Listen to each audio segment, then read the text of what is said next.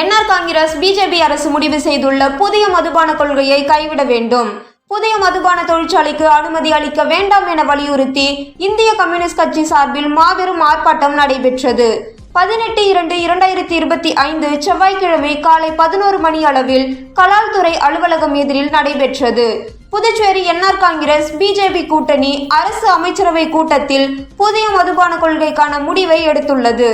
புதிய மதுபான கடைக்கு உரிம அனுமதி, புதிய மதுபான தொழிற்சாலைகளுக்கு அனுமதி, மதுபான விலைகள் ஏற்றம் ஆகிய முடிவுகள் எடுக்கப்பட்டிருக்கிறது. புதுச்சேரி மாநிலம் முழுவதும் தற்போது சுமார் 800 மதுபான கடைகளும் 200க்கும் மேற்பட்ட புதிய ரெஸ்டோ பார்களும் உள்ளதால் திரும்பிய இடமெல்லாம் மதுபான கடைகள் உள்ளன. இதனால் போதை பழக்கம் பெருகி கொலை, கொள்ளை, கற்பழிப்பு என சமூக விரோத குற்றங்கள் அதிகரித்துள்ளன. மேலும் இளம் விதவைகள் எண்ணிக்கையும் அதிகரித்து புதுச்சேரியில் சமூக பிரச்சனையாக மாறி வருகிறது.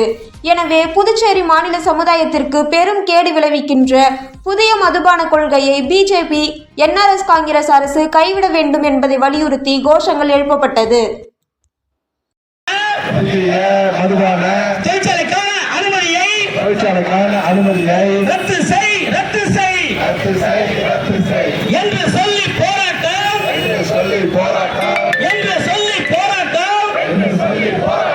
கம்யூனிஸ்ட் கட்சி போராட்டம்